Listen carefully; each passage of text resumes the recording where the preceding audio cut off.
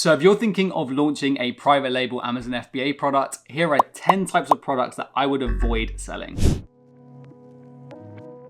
Okay guys, so before we jump into the list, I just want to mention that this is not a list of products that I would recommend never ever selling on your Amazon journey. This is just a list of products that each have their own issues that make them more complex to launch and more difficult to be successful in.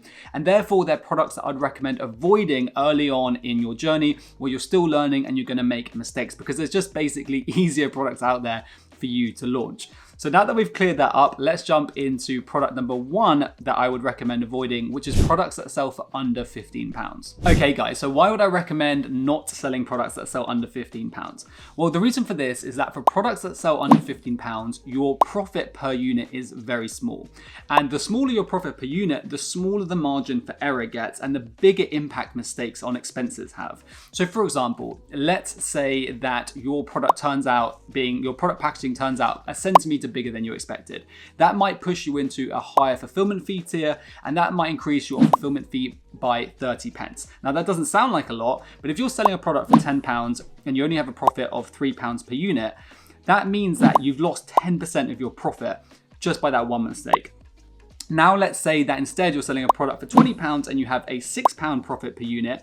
Now that 30p reduction in profit is only a 5% reduction in profits. So you can see that small mistakes have a much bigger impact on products that sell for lower, that have smaller profits per unit. And you're going to make much more mistakes at the beginning of your journey. So at the beginning of your journey, I would recommend not selling products that sell for under £15. Sticking with selling price, the second type of product that I would avoid selling is products that sell for over £50. And the reason for this is that there's always going to be a percentage of products that are damaged that basically just have to be thrown away.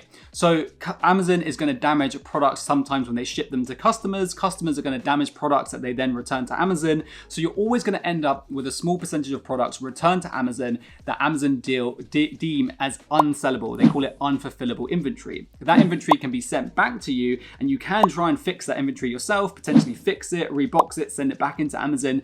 But for the majority of those products, you're not going to be able to fix them and you're going to have to throw them away. Now, all Amazon sellers know that this is just an expense and part of the process. And if you're selling cheap products that only cost you a few pounds per unit, then you're only going to lose a few pounds per unit for each of those damaged and unsellable units. If you're selling products that sell for £100 and they're costing you £30, £40 per unit, those are going to be really big losses each time one of those products can't be resold and has to be thrown away. And that's why I'd recommend not selling products that sell for over £50. Okay, so the third type of product that I'd recommend avoiding is PPC restricted products. Now you can run PPC campaigns for the vast majority of products on Amazon. However, Amazon doesn't actually allow sellers to run PPC campaigns on some specific product categories. And this includes sexually related products and drug related products.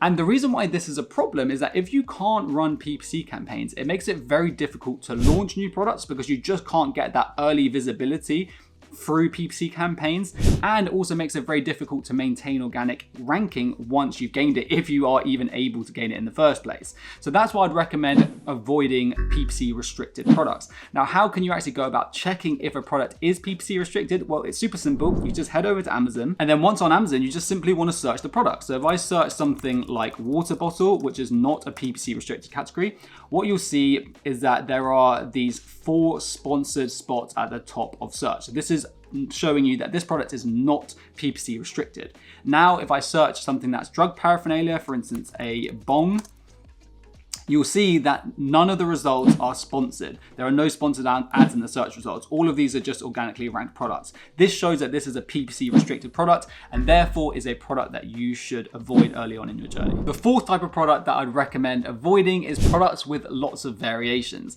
Now guys, I actually sell products with variations. So again, this is not something that you should always avoid, but it's definitely something you should avoid if you're just getting started. And there's really 3 reasons for this. Number 1, having lots of variations makes launching a PPC setup and PPC optimization much more complex. So you've got to think about whether you want to advertise all of the ASINs during your launch, whether you just want to advertise 1 or 2, whether you're going to have them all in one PPC campaign if you're advertising multiple ones. And if you have them in separate PPC campaigns, you might end up with 30, 40 PPC campaigns just for this one product, which makes PPC optimization much more complex and takes a lot longer. The second reason is that forecasting and stock management becomes a lot more complex. As a new Amazon seller, it's hard enough to forecast how many units you're going to sell and make sure that you stay in stock just with one ASIN. But if you have 10 different ASINs, 10 different variations, understanding how well each one sells, forecasting sales, and making sure you stay in stock of all 10 becomes really complex. The third issue is that you may end up with excess stock. So let's say that you have 10 variations, you order 100 units of each. A few of those ASINs, a few of those variations might not sell well at all, and then you might be stuck with slow moving stock. And as a result, this leads to poor cash flow because you've got loads of money held up in stock.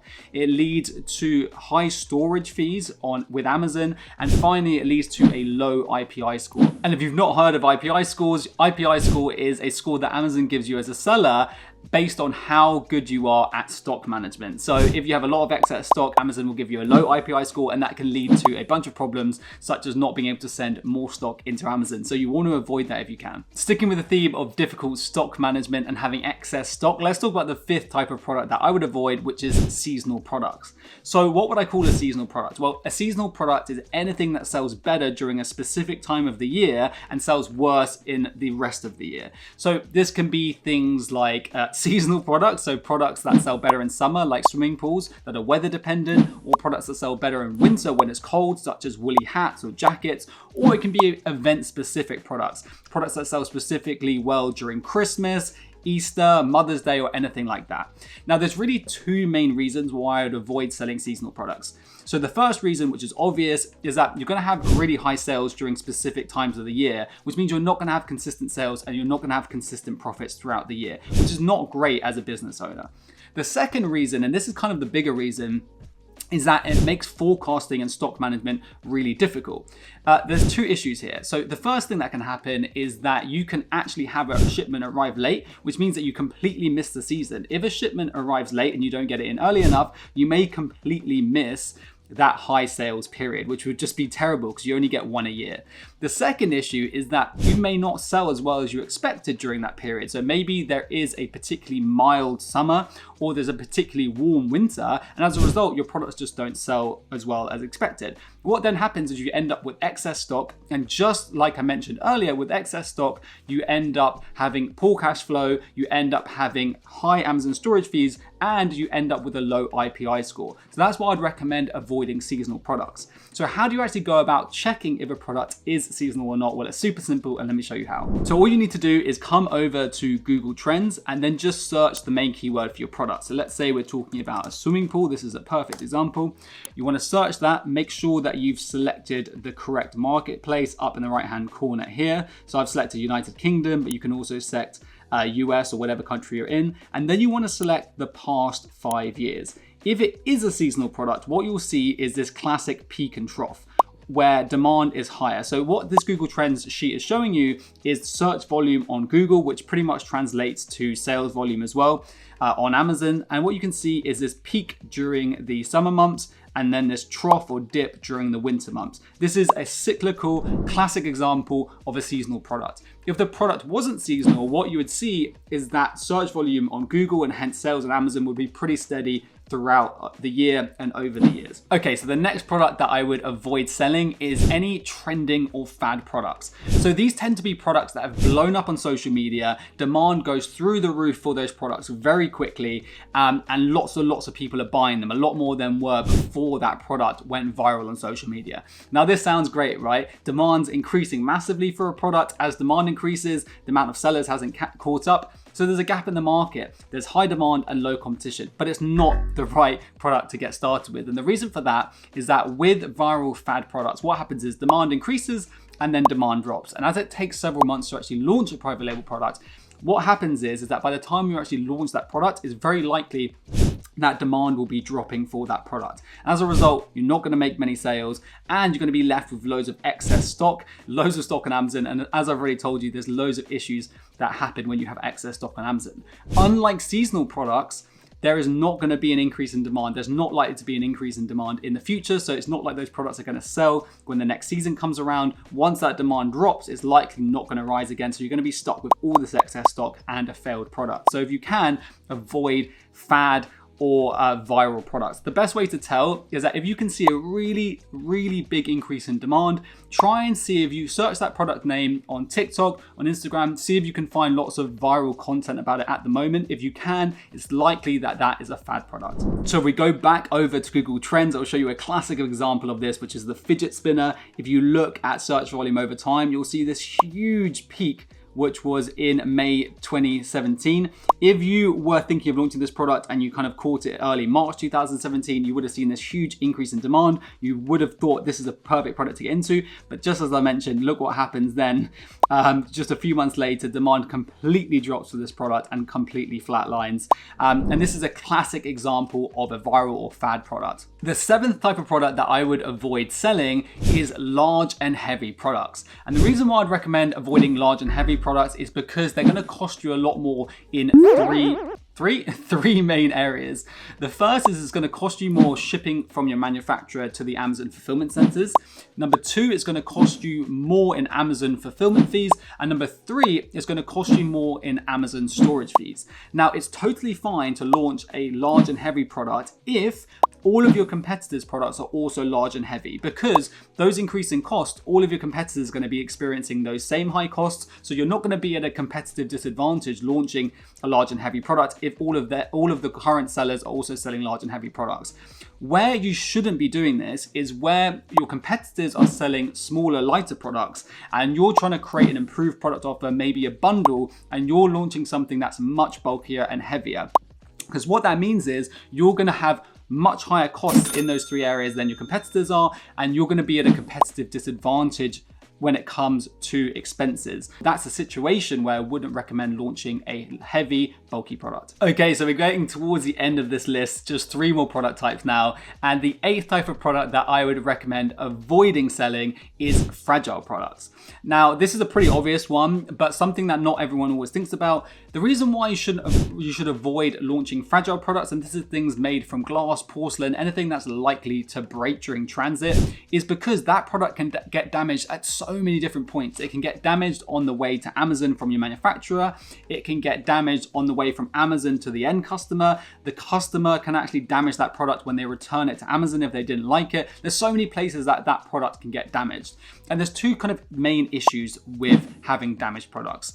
The first one is that Amazon doesn't actually check each unit inside the box before they send it to customers. So customers might actually receive damaged products, and that might lead to negative reviews, which is never good for your product's success. The second issue is that if customers are returning damaged products, those products can't be sold, you're making a loss on those products, and also returns cost you money, so you're losing money there as well. So generally, you should avoid selling fragile products. What you can do to avoid this is if you want to sell a fragile product, just make sure it is wrapped and packaged really well with bubble wrap or anything that's going to stop it breaking, and also do something called the drop test. So stand at normal height and drop the product from about head height onto the floor in its packaging and make sure it doesn't break. If it doesn't break, then you're probably fine to sell it. Talking about bad reviews and unsellable inventory, let's talk about the ninth type of product that I would avoid, which is complex or complicated products. So this includes products that have lots of moving parts, electronics products, anything that parts can get lost or customers can find it complicated to use. And the reason for this is that if parts of the product get lost or customers can't understand how to use the product, what's going to happen is those customers are going to return the product to you. They're also likely to leave you negative reviews. And if those products that get returned to you can't be resold, again, you end up with unsellable inventory, and that's going to cost you money. So just for the same reasons as fragile products, I also wouldn't recommend selling anything complex or complicated or any products with lots of moving parts. An ideal Amazon FBA product is something that's robust, is not going to break, and is super simple to use. Okay, drum roll please. Here is the 10th and final type of product that I would recommend avoiding, and that is ingestible or skin contact products. So this includes things like supplements or cosmetics, anything that's going to be put in the mouth and swallowed or put on your skin. And there's really two main reasons why I'd recommend avoiding these types of products. The first is that basically they just come with a lot of regulatory complexity. So often these products will need to go through testing, have certain certifications to be able to be sold on Amazon. And these might be hard to get, especially if you're manufacturing in China. And even if your manufacturer says they have those certificates, they may be lying to you. So ideally, you would just avoid it for those reasons. The second issue is that basically your product might actually cause harm to someone. And if it does cause harm to someone, you may actually be sued. So if you really do want to launch a skin contact or an ingestible product, there are a couple of things that you can do to kind of avoid these issues. The first thing is that you can actually manufacture in your local country. So either in the US or the UK with a trusted manufacturer that already has the local certifications that you need to sell the product in your local market. The second thing that you can do is make sure that you operate as a limited company if you're based in the UK, or an LLC if you're based in the US, and also make sure that you get product/public liability insurance. What this means is just in case your product ever does injure someone, you're basically not personally liable and you have insurance covering your legal fees to be able to actually fight that legal battle. But yeah, if you're just getting started out, that's a product type that I'd recommend avoiding completely.